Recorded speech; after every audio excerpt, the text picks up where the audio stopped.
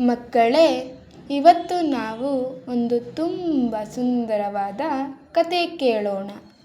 ಆದರೆ ಈ ಕಥೆಯಲ್ಲಿ ಒಂದು ಪುಟ್ಟ ಹುಡುಗಿ ಮಾಡಿದ ಒಳ್ಳೆಯ ಕೆಲಸಕ್ಕೆ ಸ್ವತಃ ವರಮಹಾಲಕ್ಷ್ಮೀ ದೇವಿಯೇ ಅವಳ ಕನಸಲ್ಲಿ ಬಂದರು. ಅಷ್ಟಕ್ಕೂ ಆ ಪುಟ್ಟ ಹುಡುಗಿ ಏನು ಮಾಡಿದಳು? ಬನ್ನಿ ಕತೆ ಶುರು ಮಾಡೋಣ. ಒಂದು ಸುಂದರವಾದ ಹಳ್ಳಿಯಲ್ಲಿ ಮೀರಾ ಎಂಬ ಮುದ್ದಾದ ಪುಟ್ಟ ಹುಡುಗಿ ವಾಸಿಸುತ್ತಿದ್ದಳು. ಮೀರಾಗೆ ಹೂಗಳೆಂದರೆ ತುಂಬ ಇಷ್ಟ. ಚಿಟ್ಟೆಗಳನ್ನು ನೋಡಿದರೆ ಅವಳ ಮುಖದಲ್ಲಿ ದೊಡ್ಡ ನಗು. ಒಂದು ದಿನ ಮೀರಾಳ ಅಮ್ಮ ಹೇಳಿದಳು, ಮೀರಾ, ನಾಳೆ ವರಮಹಾಲಕ್ಷ್ಮಿ ಹಬ್ಬ. ಮೀರಾ ತಕ್ಷಣ ಅಮ್ಮನ ಹತ್ತಿರ ಓಡಿ ಬಂದಳು. ಅಮ್ಮ, ವರಮಹಾಲಕ್ಷ್ಮೀ ದೇವಿ ನಿಜವಾಗಿಯೂ ನಮ್ಮ ಮನೆಗೆ ಬರುತ್ತಾರಾ? ಅಮ್ಮ ಮುದ್ದಾಗಿ ನಕ್ಕು ಹೇಳಿದಳು. ಮೀರಾ, ಒಳ್ಳೆಯ ಮನಸ್ಸಿನಿಂದ ದೇವಿಯನ್ನು ನೆನೆದರೆ ದೇವಿಯ ಆಶೀರ್ವಾದ ಯಾವಾಗಲೂ ನಮ್ಮ ಜೊತೆ ಇರುತ್ತದೆ. ಮನೆ ತುಂಬ ಸ್ವಚ್ಛವಾಯಿತು. ಬಾಗಿಲಿಗೆ ಸುಂದರವಾದ ಹೂವಿನ ತೋರಣ, ಪೂಜೆಯ ಸ್ಥಳಗಳಲ್ಲಿ ದೀಪಗಳು, ಹೂಗಳು, ಪ್ರಸಾದ ಎಲ್ಲವೂ ಸಿದ್ಧ. ಪೂಜೆ ಮುಗಿದ ಮೇಲೆ ಮೀರಾ ಪ್ರಸಾದದ ತಟ್ಟೆ ಹಿಡಿದು ಹೊರಗೆ ಬಂದಳು. ಆಗ ಮನೆಯ ಬಾಗಿಲಿನ ಬಳಿ ಮೀರಾ ಏನೋ ನೋಡಿದಳು. ಅದು ಒಂದು ಪುಟ್ಟ ಹಕ್ಕಿ. ಹಕ್ಕಿ ತುಂಬ ಹಸುವಿನಿಂದ ಕುಳಿತಿತ್ತು. ಮೀರಾಳ ಮನಸ್ಸಿಗೆ ತುಂಬ ಬೇಸರವಾಯಿತು.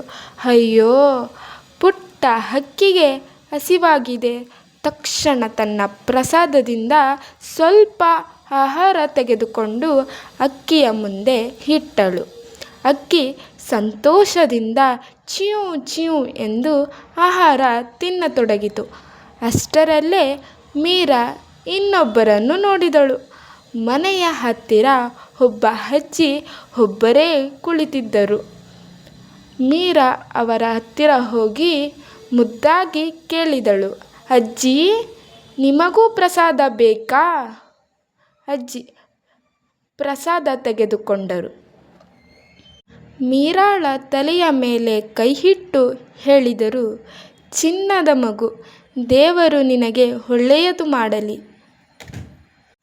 ಆ ರಾತ್ರಿ ಮೀರಾ ತುಂಬ ಸಂತೋಷದಿಂದ ತನ್ನ ಹಾಸಿಗೆಯಲ್ಲಿ ಮಲಗಿದ್ದಳು. ಹೊರಗೆ ಚಂದ್ರನ ಬೆಳಕು, ಎಲ್ಲೆಡೆ ಶಾಂತಿ. ಆಗ ಇದ್ದಕ್ಕಿದ್ದಂತೆ ಮೀರಾಳ ಕನಸಿನಲ್ಲಿ ಒಂದು ಚಿನ್ನದ ಬೆಳಕು ಕಾಣಿಸಿತು. ಆ ಬೆಳಕು ನಿಧಾನವಾಗಿ ಹೆಚ್ಚಾಯಿತು ಮತ್ತು ಅದರ ಮಧ್ಯದಲ್ಲಿ ಯಾರೋ ಬಂದರು.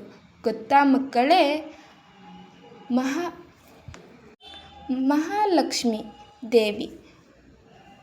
ದೇವಿ ಮೀರಾಳನ್ನು ಪ್ರೀತಿಯಿಂದ ನೋಡಿ ಹೇಳಿದರು, ಮೀರಾ, ನೀನು ಮಾಡಿದ ಒಳ್ಳೆಯ ಕೆಲಸ ನನಗೆ ತುಂಬ ಸಂತೋಷ ತಂದಿದೆ. ಮೀರಾ ಆಶ್ಚರ್ಯದಿಂದ ದೇವಿಯನ್ನು ನೋಡಿದಳು. ದೇವಿ ಮತ್ತೆ ಹೇಳಿದರು, ಹಸಿದ ಹಕ್ಕಿಗೆ ಆಹಾರ ಕೊಟ್ಟೆ, ಅಜ್ಜಿಯೊಂದಿಗೆ ಪ್ರಸಾದ ಹಂಚಿಕೊಂಡೆ. ಮೀರಾ, ಇದೇ ನಿಜವಾದ ಭಕ್ತಿ.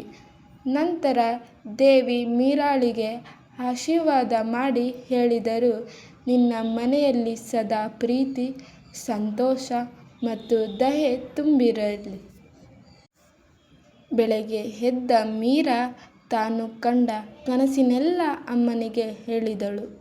ಅಮ್ಮ ಮೀರಾಳನ್ನು ಪ್ರೀತಿಯಿಂದ ಅಪ್ಪಿಕೊಂಡು ಹೇಳಿದರು, ಮೀರಾ, ನಿಜವಾದ ಸಂಪತ್ತು ಹಣವಲ್ಲ, ಒಳ್ಳೆಯ ಮನಸ್ಸು ಮತ್ತು ದಯೆಯೇ ದೊಡ್ಡ ಸಂಪತ್ತು. ಅಂದಿನಿಂದ ಮೀರಾ ಪ್ರತಿದಿನವೂ ಒಳ್ಳೆಯ ಕೆಲಸ ಮಾಡುತ್ತಾ, ಎಲ್ಲರಿಗೂ ಪ್ರೀತಿ ಹಂಚುತ್ತಾ ಸಂತೋಷದಿಂದ ಬದುಕಿದಳು. ಮಕ್ಕಳೇ, ನಾವು ಕೂಡ ಮೀರಾಳಂತೆ ಒಳ್ಳೆಯ ಕೆಲಸ ಮಾಡೋಣಲ್ಲವೇ? ಯಾರಿಗಾದರೂ ಸಹಾಯ ಮಾಡೋಣ, ಹಸಿದವರಿಗೆ ಸಹಾಯ ಮಾಡೋಣ, ಪ್ರೀತಿ ಹಂಚಿಕೊಳ್ಳೋಣ. ಈ ಕತೆ ನಿಮಗೆ ಇಷ್ಟವಾದರೆ ಲೈಕ್ ಮಾಡಿ, ಶೇರ್ ಮಾಡಿ ಮತ್ತು ಇಂತಹ ಸುಂದರ ಕಥೆಗಳಿಗಾಗಿ ಸಬ್ಸ್ಕ್ರೈಬ್ ಮಾಡಿ. ಮತ್ತೊಂದು ಮುದ್ದಾದ ಕಥೆಯೊಂದಿಗೆ ಮತ್ತೆ ಭೇಟಿಯಾಗೋಣ. ಅಲ್ಲಿಯವರೆಗೂ ಬಾಯ್ ಬಾಯ್ ಮಕ್ಕಳೇ.